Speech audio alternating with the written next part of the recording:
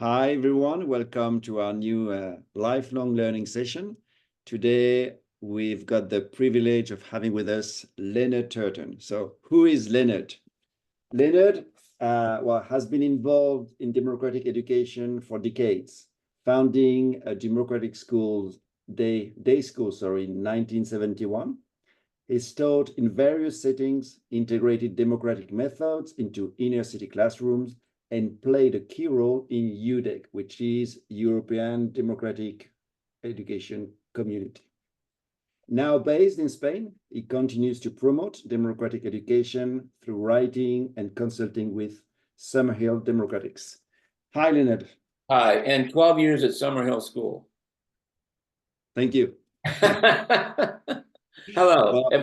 Am I on the screen now? That's what's happening? Yes. You're on the screen. People can see you. People can listen to you. The idea is to have Okay.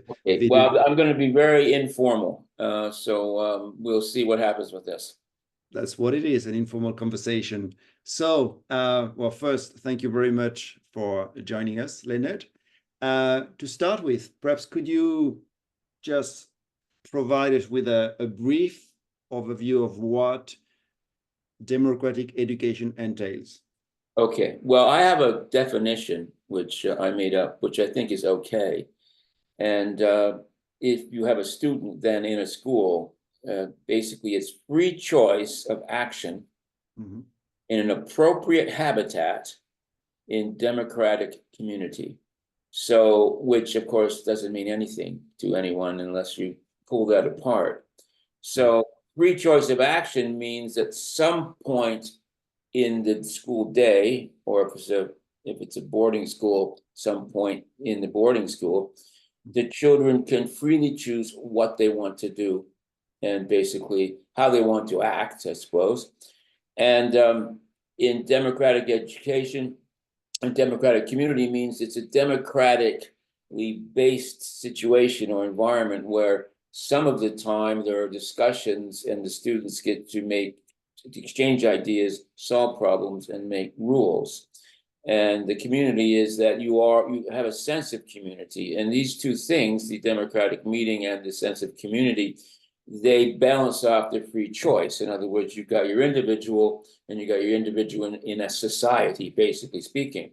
But you're giving that individual a lot of free choice of action over their working environment, I should say, I suppose, and with these other things all around it. Appropriate habitat means that if you're taking a school, say from 7-year-olds to 17, then there would be different areas or places where they're working in and living in, and obviously the rules and the amount of free choice might change through those age groups as well, and the habitat would change as well. So a habitat for 15 and 16-year-olds getting ready for examinations, they're going on to college, will be different for habitat.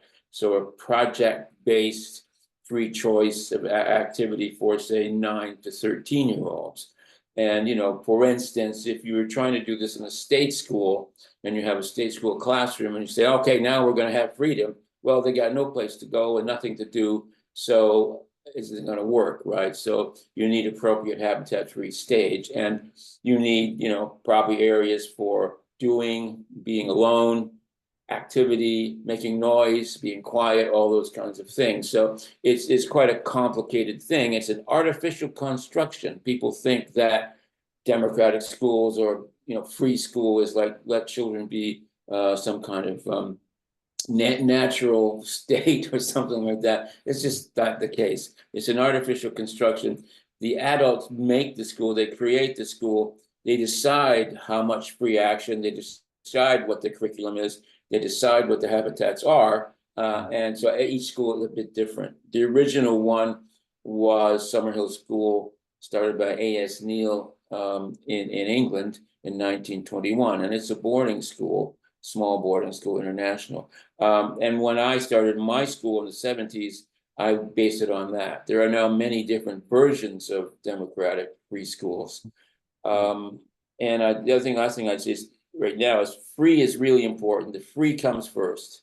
If you talk to my friend Zoe Redhead at Summerhill School, who's the his daughter, she bristles at the fact that we're just calling it democratic because freedom is the underlying thing. In the 60s, they were called free schools, and everybody said, oh, yeah, it's anarchy. So people kind of backed away, like me, say, well, from a PR point of view, just saying it's free gives, the media all kinds of reasons to go crazy over it. So free choice of action in an appropriate habitat in democratic community designed by a group of people who want something better for children. Okay. Thank you very much. You're welcome. And good night. Thank you very much. It was a pleasure, Leonard. It's been nice knowing you. Okay. So how does democratic education empower students to take ownership of their learning process? Okay, so I have a little sort of boring story. I came up with this a long time ago. There used to be, you might not agree about zoos, but the old-fashioned zoos were pretty awful. When I was a kid, you go to a zoo, it'd be like a tiger in a concrete box, basically speaking. Yeah. Now, I'm not overdoing it. We don't put children in concrete boxes, well, kind of. But so now they have, modern zoos, and you might not agree with them at all, but the tiger has its habitat, and the giraffes have their habitat. They have quite a bit of area and space, whatever like that. So they can be more themselves, right? So democratic schools is kind of a profound thing because in a state school, someone has decided somewhere what the children are supposed to learn. And the children have really no say over whatsoever. And there's usually some kind of background they want. The children grew up as good capitalists or consumers, being a bit extreme, or they want to grow up to be good communists or good Islamic people or whatever it is, right? But there's always the idea of molding them into the culture. Generally speaking, obviously, you have to get people ready for their culture, but the overwhelming amount of control that the modern schools have is just too much. A modern school is a hierarchy, with the dictator at the top and, the little kids at the bottom. And what's interesting is that model is the same for democratic nations as well as dictatorships. So one has to think about that if you're in a democratic nation. Do you want the same hierarchical model as China, right? Which is basically what we have now. So what a free school does is it gives children more time. So if you take away kids' time and you control their actions, then you're in complete control of creating the child. You developing the child the way you want to, right? Which is pretty crazy if you look at what the world's like, So all these adults have decided what children should learn, and then you look around at the world, which is not particularly a good place. So what a democratic free school does is kind of pull away the tight wrapping of a person, right? Now you got enough wrappings around you anyway. You got your parental wrapping, which can be good, and you have your cultural wrapping and your media wrapping, and now you have your political wrapping and you have your school wrapping around you. So it's like when you take your luggage to the airport and you wrap it in that stuff, that plastic stuff, right? So nothing inside can get out, right? It's a safe journey, but everything's wrapped up. So what you do, if you give kids time to do whatever they want, and you give them appropriate habitats to do it in, then you have a modern zoo, basically speaking, where you have, because it's not, they're not being free in the Serengeti, but you're giving them enough freedom to go. You give them space, you give this little bit of emptiness, which they can fill themselves with a lot more, rather than being tight up against it and being controlled and molded by the education system almost completely. So that's that gap, that freedom gap is what you're giving children in order to be themselves. Because when they act themselves, and then the world acts back on them, and that interaction helps them create what I call a personal developmental narrative, right? And so if you go to a really well-run democratic school, you'll notice that the children are different. They feel different. They're more open. They're more free in general. That doesn't mean they don't have problems and stuff like that. But and the last thing I'll end by was I had my own school where for 9 years I taught in the state school, and then I went to Summerhill. And one day it was a Summerhill, and all these kids come running by me, and for a moment I kind of did a flip flop back to the future thing, and I went, no, that's my school. And I realized the energy that they showed was the same kind of energy that the kids had in my own school, right? Mm-hmm. So my dad went to visit Summerhill, and he said, "My goodness me, I've never experienced children like that." So, yeah. And people won't believe what I say, but it's true. Yeah, very interesting. Could you give us some examples of what would be a day at a democratic schools practically? What happens? What can happen? Well, it depends on the school. I mean, if you start at Summerhill, for instance, there's about 70 or 80 children, 12, 13 adults. It's on 11 acres, which is completely, can't do this in regular world. But so they have where they live, and they have different areas and places they can go to lessons, and they have workshops and art rooms and stuff like that. So they have to, there's hundreds of rules at Summerhill that the kids have made. Mm-hmm. And there's also rules that they can't break, that the adults say have to be, like, you can't run on the roof or stuff. Sorry to interrupt you. You said that the kids are making the rules, right? Well, yeah. I mean, this, again, the other thing is the artificial construct is the kids think they're running the school, right? Oh. But they're not running the school. Okay. And because basically the kids are only interested in their day-to-day life, right? They don't go, I want to sit in on the tax man and whatever, or they don't think I want to have something to do, what kind of roof to put on. I mean, the odd older teenager might say, but basically in their lives, they have a great deal of control over what goes on. And even in the state school, when I did stuff, but you define what they can and cannot decide. Well, you know what I mean. Summerhill, you can decide to go to lessons or not, basically speaking. When I was in the skate school, I said, well, I'd like to do that, but I'm hired by the government. What I can do is teach you as little as possible. We can do it together as fast as possible and free up time for you, right?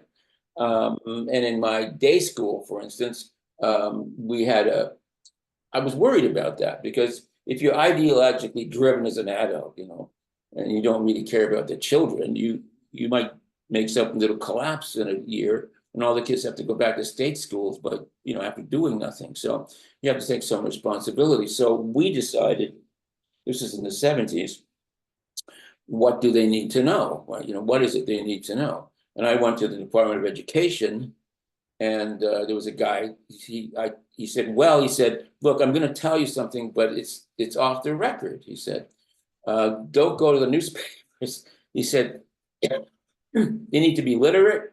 They need to know numeracy, a bit of science maybe, and problem solving. He said, that's it. I mean, now they have French compulsory, and he said, that's it. Up to the age of 14, they can go to high school. They have no problem whatsoever, right? Mm-hmm. So what we did, we designed a 4-week cycle. So the first week, we did math and English in the mornings, right? Okay. For an hour and something. The rest of the time, the kids could move around, do what they wanted. And then the following 3 weeks, which is for all this 4, 8, 12 days, not counting Wednesday, we offered the children some kind of 3-week project. It was on history or architecture or whatever. We could give them a pile of books. They could design their own thing. We'd help them if they wanted to, or they could choose their own project, or they could do no project. So that was always there. And on 3 Wednesdays, connected to the first week, we taught math and English. So out of the months, they had 5, 6, 7, 8 days of math and English. And that was all they needed. And you can cut, every teacher will know, well, some curriculum simply up to the age of 13 isn't, it's just created by somebody who loves history and thinks all children should learn history or whatever, right? But most of it simply isn't needed. You could say it's needed because I say so, but it's not needed. So, and even textbooks, if you take a textbook, it's made for 30 kids. And the number of exercises in it to keep the kids busy who are good at math, while you can move around and help the kids who are having problems. So all these things are built into that kind of thing. You could take a math book and just chop it to pieces, the amount of repetition and stuff, and many other things. I'll give you one more example, spelling, and some kids were saying, well, why do we have to do, in those days we had spelling books with exercises. So why do we have to do spelling? I can spell everything. I said, yeah, you can. I said, well, maybe we should bring this up as a meeting, right? And so we had a meeting and we discussed it and whatever. And there was kind of things, well, we came to the conclusion there's some people who just can spell. Nobody knows why. There's some people who can spell pretty good, but if they practice, they can get better. There's other people who can never spell, probably ever. And I have a friend who has a master's degree in English literature. He can't spell a thing. His wife has to do all his, has to read all his work for him, or now on computer. So the kids discussed this, and one of the kids who had no problem spelling said, but isn't this unfair, that we get this extra time, and I won't tell you how we arrange the classroom, but there's an area for projects and chess, and all. We get extra time to do stuff, and they don't. But surprisingly, the kids who weren't great spellers said, no, actually, it's fair. Why should they have to do it? And I don't want to do it, but I probably need to. So we're fine with that. So we worked that out very nicely, right? Same with exercises in the math book, right?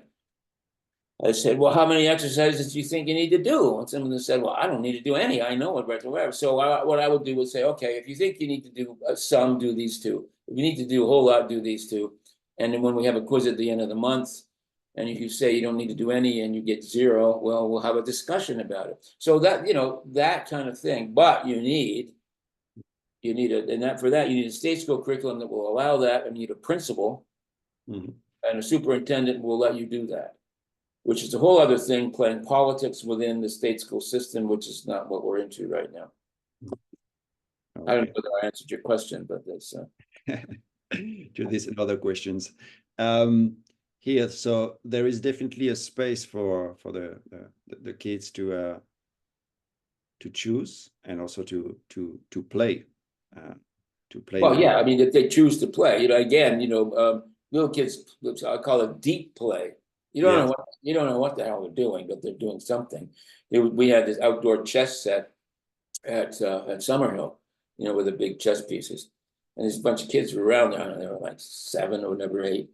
They weren't playing chess, but they were out there moving everything around. This went on for days, right? And I was so much wanted to go up to them and like eavesdrop, but you don't. You have to say, leave them alone. We don't know what they're doing. So, and there's what you found with your summer stuff, project play. They're from about 10 to 13.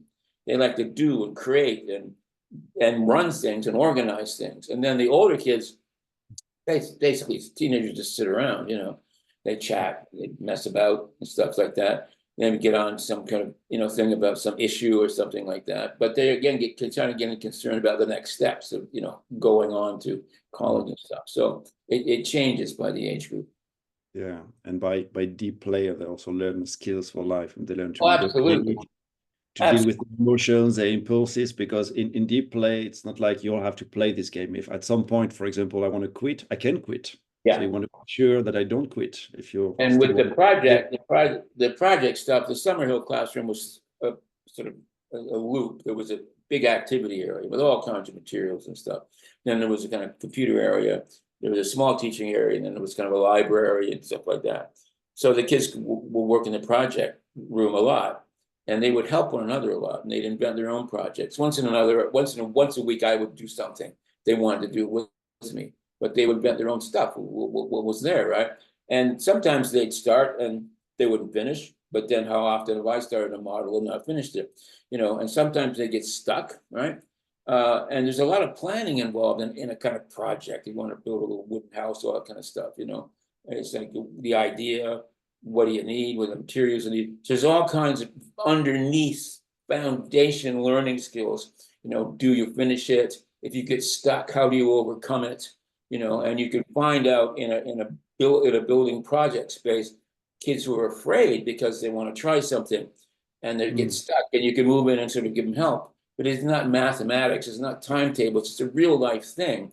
So they can break through those barriers about something they want to do. And that kind of learning then can transfer into, more academic problems. You can say, well, remember you were having trouble in that house? Well, this is the same thing with these stupid math problems. Let's do something. So there's a real big shift back and forth there. Okay, and now, how about your involvement with democratic school? Are you still participating, helping to create democratic schools? Well, I have a website which went into stall after during COVID, and trouble is I need money to resurrect it. It's still there, and there's an awful lot of good stuff there, but it's poorly organized at the moment. We still offer consulting if people want to start schools and stuff like that. Although we found lately that one of the problems with democratic free schools is you don't get any money to do it, generally speaking. And so economically, you're squeezed. So one of the things you have to be careful of, you have to have a good business model. If you don't have a business model, you might as well not try and start a school, because then you're going to let the kids down and the parents down and everything like that. And you can't pay teachers as much as they need, basically speaking. And the whole thing is a difficult situation. I was supported by my parents. I said, look, I want to start this school. Can I live at home for 2 years? They said, sure, go for it. But, I never made it. Most I ever made was enough to live in a little apartment sort of thing. But if you're going to have a family and stuff, then it's just tough. So you got all that if you're running a school that really, really comes. And the governments won't give you money. And then what they do is they go, the media says, oh, yeah, these are elite schools, only people who can afford to go there. But that's not because the schools want to do that. It's because, basically speaking, or since 1921, governments even in democratic societies don't want to fund any kind of transitional models or experimental models where the workers have some say over their environment, their habitat, and what they do. Yes. And one could read all kinds of political stuff into that, and I think we should. Now, I met you years ago, and I learned a lot from you. And what if other people would also like to know more about democratic education, whether in Spain or different part of the world? Is it possible to get in touch with you, at least starting with a conversation? Yeah, they can easily get in touch with me. But also, if you go onto the EUDEC, EUDEC website, yes, there's a list of schools that are democratic. Now, that means a lot of different things. People have to realize the Summerhill model. You can read the Summerhill books if you want. But it's a particular model started in 1921. It's freedom, not license, freedom of action in democratic community is basically the bottom line. But it's an independent day school. They can do whatever curriculum they want in England. But every school is different, and there's other people who have different points of view about how meetings are run, or how much power or control kids should have. I mean, there's some schools let the children fire the teachers, which I really don't really think that's a good idea, especially if the teacher owns the school. Okay, sure, I'll see you later. But so I say is to visit some schools. There's a lot of schools in Europe, especially in Germany, free schools, right? And there are a lot of they're very different, but you need to go and see some of them in action. There's a few good ones in England. So you can read about it. There's lists of books you can read, and I can talk to people as much as they want about it. But the best thing to do is you really, really think you want to do something or learn about it, then you have to at least take the chance of going and being and visiting some of them, right? So that's really what you've got to do. Otherwise, and even that's difficult. You spend a day there, you can spend a day in a kind of authoritarian, nature school. And you go, oh, that's great. All the kids are having fun. So you really can't judge it that much, but they give you some idea. And if you go to, say, Summerhill, the kids will usually the same. The kids will give you the tour. The kids will take you around. And if it's usually they have like visitors days. in which case, the teachers can talk to you, and, there's usually a discussion session. So if you go to some place where you're going to get a kind of bit of a package idea what it's about, then that's a good place to start. But if people I'm happy to talk about it to anybody. There's a lot more involved in what I've sort of babbled on about today. I think the idea was to have like an overview about what it could be, and I invite people to get in touch with Leonard, and get to know more about it. And it's interesting. Just a final reflection: we are supposed to be living in democracies, and when you talk to people about democratic schools, it's like, what are you talking about? What do you mean democratic schools?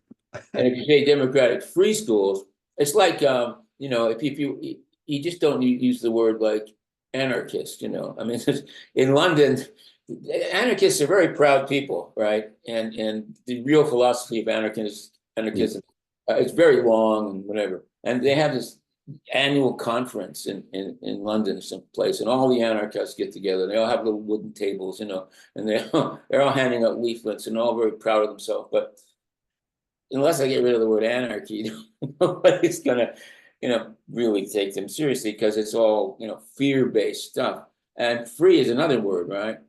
But the interesting thing is, if you talk to some real democratic free school zealots, you talk about the word authority, they go crazy. But authority is a very good word. Authority is in a democratic school is the kids are given, or a person, or they're voted to have certain powers for a certain limited period of time, and then if it goes wrong, they can be turfed. So authority it's a good thing. You must have it at some point. Yeah.